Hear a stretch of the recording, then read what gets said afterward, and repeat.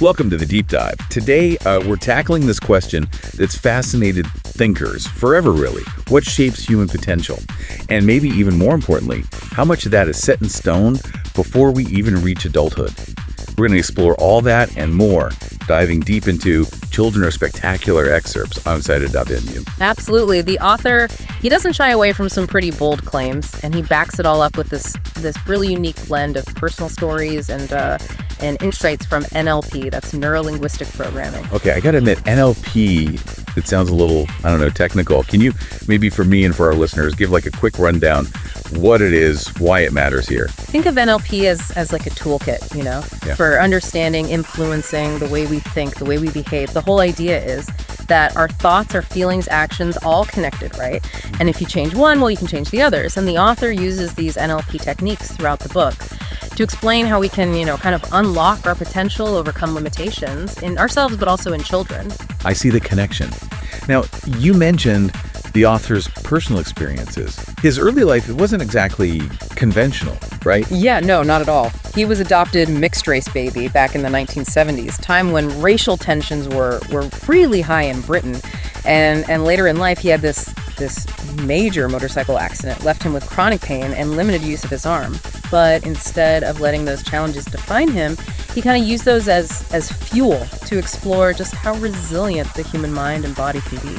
That's fascinating. So he's not coming at this just from some ivory tower, Yeah. He's been through it, come out the other side, gives his perspective real weight, real authenticity. Exactly. He's really open about his struggles, even talks about battling pain medication and alcohol, but he also points to these pivotal moments where he discovered this power of what he calls state management, way of consciously influencing our emotional and mental state. You keep saying state management. Can you break that down a bit? So I could apply it in my own life. Imagine you're super anxious, big presentation coming up. State management techniques, often drawn from NLP, they can help you shift that to a feeling of confidence, focus. It could be visualization, changing your posture, maybe even recalling a time when you felt empowered. It's realizing we've got more control over our inner state than we think, and by changing our state, we can change our outcomes. So it's like taking the wheel of your emotions instead of letting them drive you all over the place. That's a great way to put it. And the author argues this ability to manage our state, it's especially crucial when we're working with children. Okay, I can see how that would apply. But he goes even further, right? He challenges some really fundamental assumptions about children's abilities, especially those formed before the age of 7. What's so crucial about this period in his view? He dives into brain development, specifically this process called neurosynaptic pruning. So around 5 to 7 years old, our brains go through this massive reorganization. Almost 80% of the neural connections we built, they're literally pruned away. You can imagine you only have access to 20% of the brain power you had as a kid. Wow, that's a mind-blowing statistic. Really puts into perspective how crucial those early years are. Exactly. The author argues before this pruning happens, kids have this incredible capacity to learn, process information in ways that adults just can't anymore. And he believes the beliefs we kind of impose on children during these years, it can dramatically shape their potential. So he's saying if we tell a kid you're not good at math before age 7, that belief might stick around in those remaining connections, limiting their math skills later on.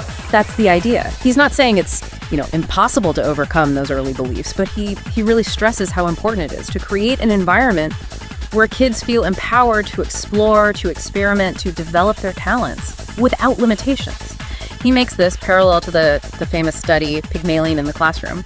Researchers found teacher expectations, they really influence student performance. If a teacher believed a child was gifted, that child often did better, regardless of their actual ability. So our beliefs about children, parents, teachers, just adults interacting with them, they can have a real impact. Absolutely. And he's not just talking about academics, he believes this applies to everything.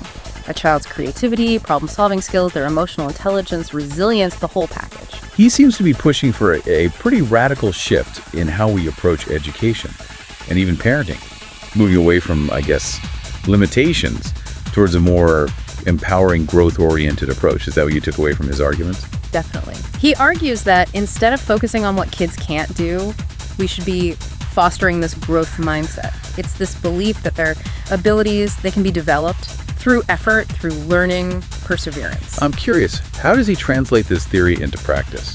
Does he just talk about these ideas, or does he actually give examples of how he's applied them, working with children? That's where it gets really interesting. He dives into his experiences, volunteering in different school settings, working with kids of all ages, all backgrounds. He shares his successes, his failures, the lessons he's learned, and he's honest about the challenges, not just with the kids, but surprisingly with adults who are resistant to change. So he walks the walk. He's not just some armchair philosopher, Not at all. He's in the trenches, putting his ideas to the test, sharing what he's discovered. That makes me want to hear more about those experiences, the challenges he faced, the impact he had on the kids he worked with. That's exactly where we'll pick up in part 2. We'll delve into those stories, look at the specific techniques he used, and discover how his unconventional approach led to some pretty remarkable results. Can't wait. Stay with us. Welcome back to the deep dive. Before we get to the author's hands-on experiences, something's been on my mind. If our beliefs are so powerful, for kids, how can we become more aware of the messages we're sending, even accidentally? That's a great question, and it's something the author tackles head on. He brings up this idea of perceptual positions, basically seeing things from multiple points of view. He argues that this is essential for good communication understanding, not just with kids, with everyone. He uses this analogy of the TOTI model. Stands for test, operate, test, exit. Think about, driving a car. You're constantly testing the road, adjusting your steering, then testing again to stay on course. Okay, I get the driving analogy. Yes. But how does this apply to how we interact with kids? He suggests we can use this TOTI model for communication too. We got to test our assumptions, see things from the kid's perspective, then adjust how we're approaching things based on their response. It's about being flexible, responsive, and willing to see things from different angles. So it's not just what we say, but how we say it and how we see the situation. Exactly. And this connects to another big idea he stresses, sensory acuity. It's about really paying attention to those subtle cues in our surroundings, especially when we're interacting with others. Noticing body language, tone of voice, even the smallest shifts in energy. It sounds like he's saying we need to be more mindful, really tune into what's happening beneath the surface. Exactly. He believes this heightened awareness makes us better communicators, helps us build stronger relationships, and it's something he uses directly in his work with children. You mentioned earlier that the author shares some pretty personal stories. He doesn't just preach these ideas, he actually puts them into practice, even using his own life as a testing ground for NLP principles. Yes, absolutely. He's really candid about struggling with chronic pain from the accident, his journey overcoming addiction, his efforts to create a more fulfilling life. What's striking is he doesn't see these experiences as failures, but as opportunities for learning and growth. It sounds like he's embodying that growth mindset he's always talking about. He is, and he encourages that same mindset in children. He teaches them it's okay to make mistakes, to get frustrated, face challenges. It's all part of learning. Okay, so we've got this framework of growth mindset, perceptual positions, sensory acuity, but I'm still really curious to hear how he puts these ideas into action with those challenging kids he talks about. Any specific examples that come to mind? His work with hospital radio is a perfect example. He had no experience with broadcasting, but saw it as this powerful way to connect with, uplift sick children. Hospital radio, okay, now I'm intrigued. How did he use his NLP toolkit in that setting? He used his understanding of state management to create this really positive, engaging atmosphere. He was careful about the music he chose, crafted these uplifting messages, used his voice, his energy to create a sense of connection with the kids. He even went above and beyond, ran these long cables to beds that didn't have working radios so that every child could be a part of it. Wow, he really went the extra mile. Did his efforts pay off? Absolutely. The show became a huge hit. Kids were calling in, requesting songs, sharing their stories, just wanting to connect with someone who got them, It's amazing how he took this simple idea and made it into something truly meaningful for those kids. It goes back to his core belief that even small actions, when they come from a place of wanting to make a difference, they can have a ripple effect. This brings us back to his vision for a transformed education system. He seems to be calling for not just tweaking things here and there, but a complete overhaul. He is. He challenges us to rethink our whole approach to ability. Move away from standardized testing and labels. Create learning environments that really nurture each child's unique potential.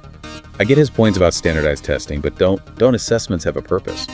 To measure progress, identify areas for improvement. He agrees that assessment is important, but he argues the current system puts too much weight on standardized tests, creates this very narrow definition of success that doesn't consider different learning styles, talents, interests. He wants to see things become more personalized, where assessment is used to guide teaching and support each child's individual learning journey. So instead of ranking kids based on test scores, he's advocating for a system that embraces diversity, helps each child thrive in their own way. Exactly. He sees schools that cultivate curiosity, creativity, and a love of learning that lasts a lifetime. He believes that when kids are empowered to explore their passions, develop their unique strengths, they become more engaged, more motivated, and more successful. Not just in school, but in life. It's inspiring, but also a little daunting. It would require a massive shift in how we think about education. It would. But he doesn't just lay out this big vision. He also provides these practical tools, techniques that can be used at every level of education, from individual classrooms to school-wide policies. Okay, so what are some of these practical steps? How does he actually propose we make this vision a reality? One key area he focuses on is language. He argues the words we use with kids, they have a huge impact on their beliefs and how they see themselves. So we need to be mindful of the messages we're sending. That makes sense. We've all heard about the power of positive reinforcement. He takes it a step further. He gives specific examples of language to avoid, like telling kids they can't do something or labeling them as smart or talented. He thinks this kind of language creates a fixed mindset where kids see their abilities as predetermined, unchanging. So instead of praising a child for being smart, we should focus on their effort, their persistence. Exactly. He encourages using language that builds a growth mindset, emphasizing that abilities can be developed through learning, practice, and perseverance. He even suggests replacing the word try with do. He says try implies a lack of commitment, and it can actually undermine a child's belief in their ability to succeed.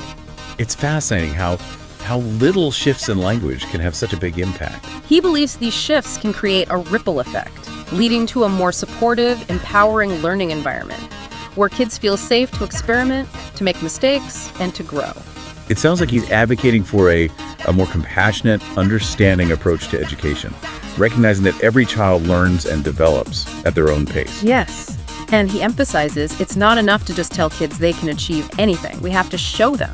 That's where his focus on modeling comes in. Modeling. You mentioned that earlier. Can you remind me what he means by that? He believes we learn and adapt skills best by observing and imitating people who excel in areas we want to improve in. He encourages kids to find role models and to consciously practice incorporating their strategies, their behaviors. He even suggests creating a board of directors in our minds, made up of these role models, to give us guidance and inspiration as we chase our goals. So it's about surrounding ourselves physically and mentally with people who embody the qualities, the skills we want to develop. Precisely. And he applies this in his work with kids too. He introduces them to positive role models, teaches them to model successful behaviors, and gives them opportunities to practice and get better. I'm curious about those opportunities he provides. Does he give any specific examples of how he works this modeling into his teaching? He does. One powerful technique he uses is visualization and imagination. He encourages kids to create these mental pictures of themselves achieving their goals, to rehearse success, and to build belief in themselves. So it's about harnessing the power of their imagination to create a positive self-image and build confidence. Exactly. And he doesn't stop there. He also uses techniques like anchoring to help kids create these positive emotional states that support performance and well-being. I remember you mentioning anchoring before. Can you explain how he actually uses it with children? He'll guide them to create an anchor by combining a specific image, a physical movement, and a vocal tone to bring about a specific response like confidence or focus. And over time, by repeatedly activating this anchor, they create this conditioned response. It lets them access that positive state more easily. It sounds like he's drawing from a lot of different disciplines: psychology, education, neuroscience, even performance coaching. He is. He sees these connections that other people might miss, constantly experimenting, refining his methods based on what he observes and the feedback he gets from the kids. And his results, they really speak for themselves. What kind of results are we talking about? Does he give any specific examples of the impact his approach has had on children? He does. He shares tons of stories of kids who overcame learning challenges, developed new skills, achieved things they never thought possible, all thanks to his unique approach and his unwavering belief in their potential. Do any of those stories particularly stand out? I'd love to hear a specific example of how his methods helped a child transform. That's a great question, and one we'll dive into in part 3. We'll explore those inspiring stories, uncover the specific techniques he used to unlock hidden potential, and discover the lasting impact his work had on these children's lives. I'm already hooked. Let's take a short break and then come back for the final part of this deep dive. I can't wait to hear more. Man. Welcome back to the deep dive. I'm really eager to hear about those success stories you mentioned, the author's methods. They sound really effective, but I'm curious about specific cases, how they've actually helped kids overcome those challenges and tap into their potential. He shares a lot of compelling stories, but one that really stuck with me involved this young boy struggling with really severe anxiety. He had completely withdrawn from school, from social activities, everything. That's heartbreaking. How did the author even begin to approach that? Well, instead of treating the boy's anxiety as the problem, something to be fixed, he focused on understanding what needs weren't being met. What he found was this boy, he had this deep passion for drawing, but somewhere along the line he'd lost confidence in his melodies because of some negative feedback from a teacher. Right. We were just talking about how damaging those early beliefs can be, especially when they come from someone in authority. Exactly. So the author, he created this safe space, a supportive space where the boy could kind of rediscover that love for art. He used techniques like anchoring to help him manage the anxiety, help him get into that state of calm and focus while he was drawing. And he also encouraged the boy to model the techniques, the styles of famous artists, showed him that he could learn and improve with practice. So he tapped into his passion, helped him regulate his emotions, and gave him a way to develop his talent. What happened then?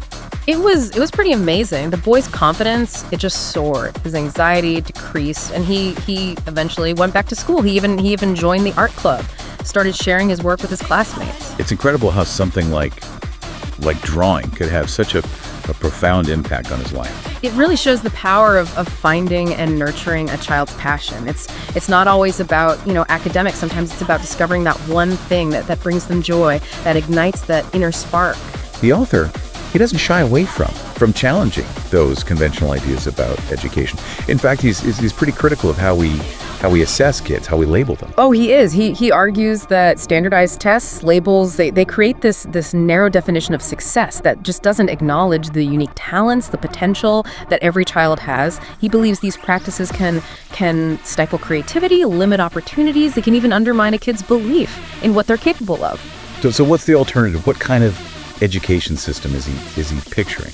He's talking about a system that embraces individual potential, that fosters a love of learning, and empowers kids to become self-directed learners. He envisions schools that nurture a growth mindset, where mistakes are seen as valuable, part of the learning process, and where kids are encouraged to explore their passions, develop those unique strengths, contribute their talents to the world. It sounds like a utopian ideal, but is it really possible? How do we bridge the gap between that vision and the reality of how things are now? He believes it starts with changing our own mindset. We need to move away from this idea that education is about filling kids up with information, and instead focus on giving them the tools to think critically, to solve problems creatively, to become lifelong learners. So it's about teaching them how to learn, not just what to learn. Exactly. He believes that by fostering a growth mindset, encouraging curiosity, and providing those opportunities for exploration, for experimentation, we can create those learning environments where children can thrive, reach their full potential. He puts a lot of emphasis on modeling. Yeah. How does he see that principle working in a reformed education system? He believes educators, they need to model that growth mindset themselves, showing that they're willing to learn, adapt, embrace challenges. They should also introduce kids to all sorts of role models, scientists, artists, entrepreneurs, community leaders. Show them that success, it doesn't look just one way, and that anyone can achieve their dreams with effort and perseverance. It sounds like he's advocating for a much more holistic approach to education, one that recognizes the the connection between academic skills, personal development, and social responsibility. He is. He believes that education should prepare kids, not just for, a job someday, but for a fulfilling life, a meaningful life. This has been a really thought-provoking deep dive. The author's insights into child development, the power of belief, the transformative potential of NLP. It's given me a lot to think about. What's the one key takeaway you hope our listeners will walk away with? For me, the biggest takeaway is that every child has this spectacular potential, and it's our responsibility as adults to nurture that, to create a world where they can truly thrive. Whether we're parents, educators, or just adults interacting with children, our beliefs, our words, our actions, they have a huge impact on their development. He's urging us to be more aware of the role we play in shaping the next generation, isn't he? He's challenging us to step up, to embrace that role as mentors, as guides, and to create a world where every child feels empowered to reach their full potential. That's a powerful call to action. And on that note, we've come to the end of our deep dive into Children Are Spectacular.